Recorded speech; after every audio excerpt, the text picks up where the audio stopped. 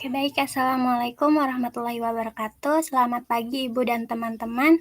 Puji syukur marilah kita panjatkan kepada Allah Subhanahu wa taala dan salawat serta salam semoga tetap tercurah kepada baginda Nabi besar kita Muhammad Shallallahu alaihi wasallam. Adapun topik yang akan kita bicarakan mengenai pada presentasi kali ini yaitu tentang arus bolak-balik. Sebelumnya, saya akan memperkenalkan anggota kelompok materi arus bolak-balik yang dimana anggota kelompok yang pertama bernama Arsyad Holis Firdaus, NIM 4, saya sendiri Ucu Sugiyarti, NIM 10, dan Andi Lutfi Kamil Absar, NIM 27. Baiklah, untuk mempersingkat waktu, kami akan memaparkan materi kami. Yang pertama adalah pengertian daripada arus bolak-balik. Next slide. Tegangan dan arus bolak-balik atau alternating current atau AC merupakan tegangan dan arus listrik yang besar dan arahnya selalu berubah-ubah secara kontinu atau periodik terhadap waktu dan dapat mengalir dalam dua arah. Berdasarkan pengertian tersebut, dapat diartikan bahwa arus bolak-balik berbentuk gelombang. Adapun, next slide. Bentuk gelombang dari arus bolak-balik tersebut terdapat 3. Yang pertama yaitu sinusoidal, yang kedua bentuk gelombang kotak, dan yang ketiga bentuk gelombang segitiga. Grafik arus bolak-balik sering digambarkan berbentuk sinusoidal karena ini memungkinkan pengaliran energi yang paling efisien. Next slide. Adapun sumber arus bolak-balik adalah generator, di mana generator kumparan persegi panjang yang diputar dalam medan magnetik akan membangkitkan gaya gerak listrik dengan persamaan sebagai berikut, yaitu GGL sama dengan hasil kali dari jumlah lilitan kumparan, induksi magnetik, luas kumparan, serta sin dari sudut frekuensi terhadap waktu.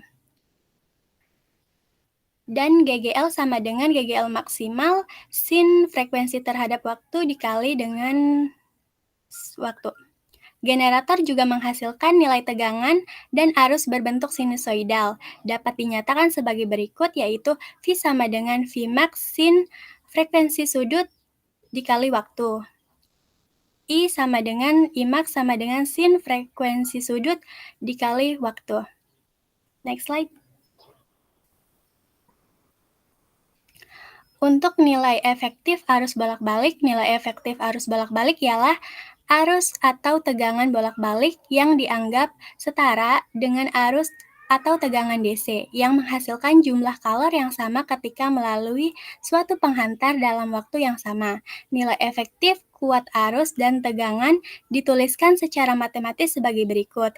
IRMS sama dengan Imax per akar 2 dan VRMS sama dengan Vmax per akar 2. Selanjutnya, slide selanjutnya akan dibacakan oleh Saudara Andi Lutfi Kamil Absar. Kepadanya kami persilakan. Oke, terima kasih. Selanjutnya yaitu rangkaian RL seri. Ya. Dapat dilihat pada gambar skema rangkaian seri ini menunjukkan hambatan R dan induktor R yang disusun secara seri. Kemudian ujung-ujungnya dihubungkan dengan sumber listrik AC. Dengan tegangan V, arus yang mengalir pada hambatan dan induktor dalam rangkaian ini sama besar karena tidak terjadi pembagi arus. Sehingga pada diagram fasor berlaku hukum Pitagoras di mana tegangan VRL kuadrat sama dengan VR kuadrat tambah VL kuadrat. Dan impedansi rangkaian ini yaitu akar dari R kuadrat ditambah XL kuadrat. Dapat dilihat pada diagram fastor terdapat theta, sehingga tangan theta sama dengan VL per VR sama dengan IXL per IR atau tangan theta XL per R. Selanjutnya yaitu rangkaian RC seri. Pada skema rangkaian ini yaitu hambatan R dan kapasitor C yang disusun secara seri, kemudian ujung-ujungnya juga dihubungkan dengan sumber listrik AC. Dengan tegangan V menghasilkan arus bolak-balik I sama dengan Imax cos WT. Arus pada rangkaian ini sama besar. Pada rangkaian ini juga berlaku hukum Pythagoras di mana V sama dengan akar VR kuadrat ditambah VC kuadrat.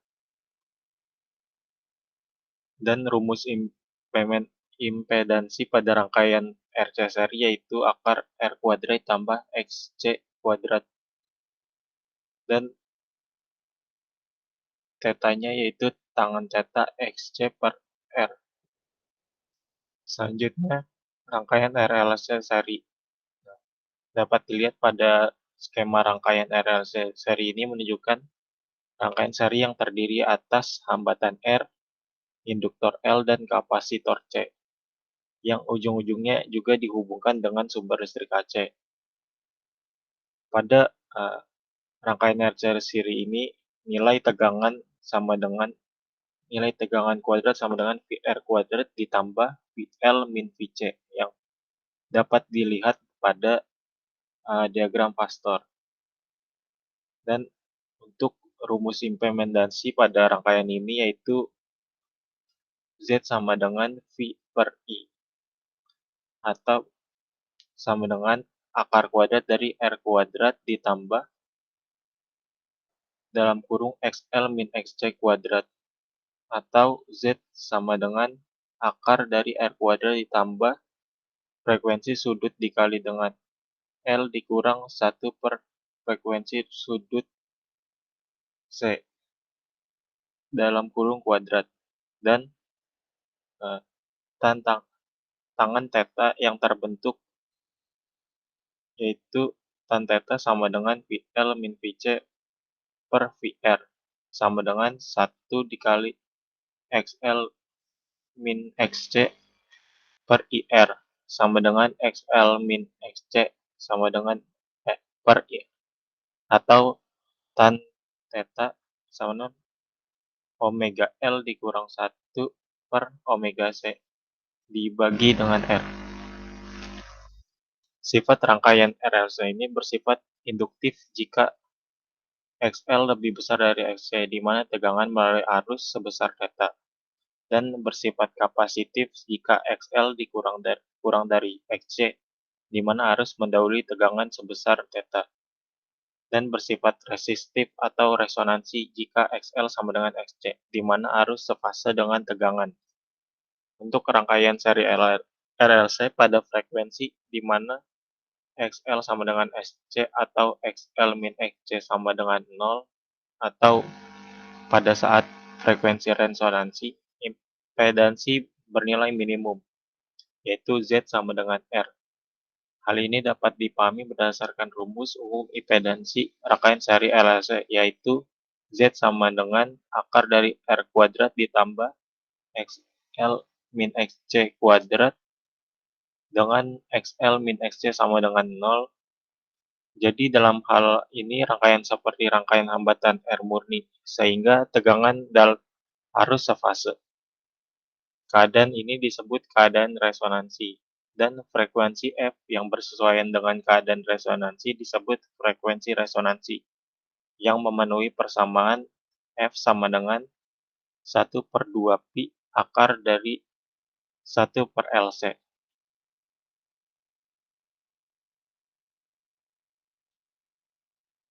Selanjutnya akan dijelaskan oleh Arsyad. Baik, mungkin langsung ke next slide, Kak.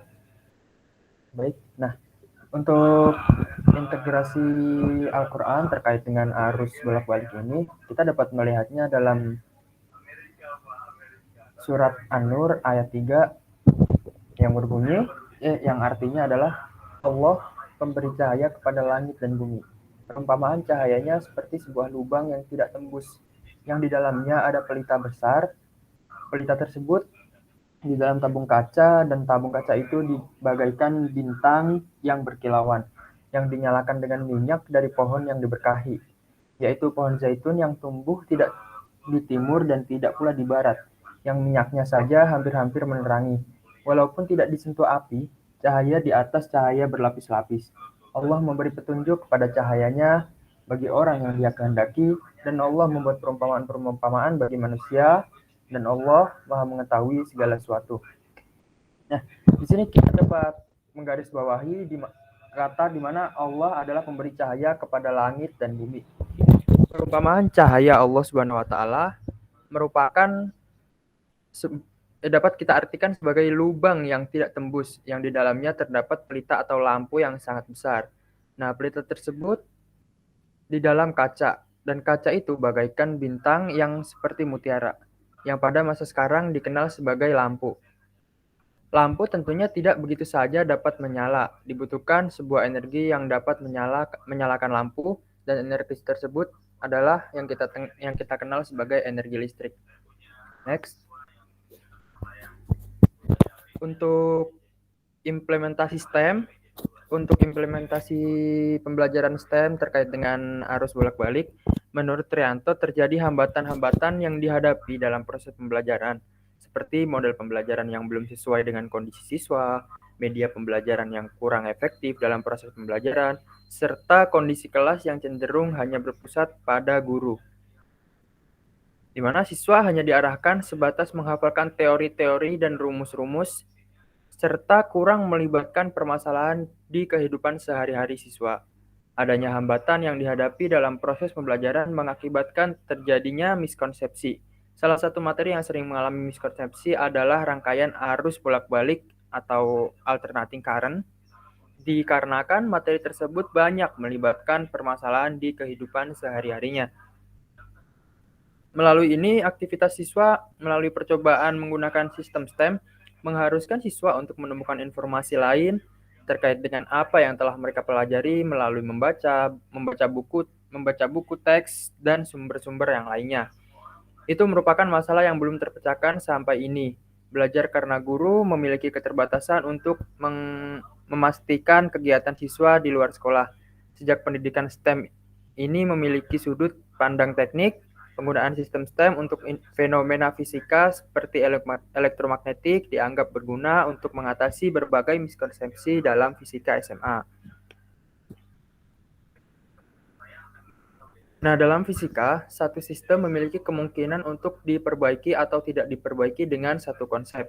Lebih banyak peneliti harus menemukan atau membuat, mengembangkan, serta mencoba lebih banyak bahan ajar yang dapat mendukung pemahaman siswa dalam rangkaian alternating current, serta bagian fisika lainnya. Sedangkan fisika bergantung pada prakonsepsi dari siswa tersebut. Peneliti tidak dapat menghindari hal ini karena berdampak pada miskonsepsi siswa. Oleh karena itu, salah satu solusi alternatif untuk permasalahan tersebut dapat diterapkan pembelajaran berbasis STEM. Pembelajaran berbasis STEM merupakan pembelajaran yang mampu membuat siswa untuk menemukan sendiri pemahamannya, untuk dapat mengetahui penguasaan konsep dari materi agar tidak terjadi miskonsepsi pada diri siswa. Pembelajaran STEM dapat digunakan dengan model siklus belajar 5E, yaitu engagement atau pelibatan, exploration atau penyelidikan, explanation atau penjelasan, elaboration atau penggalian, dan yang terakhir yaitu evaluation atau evaluasi.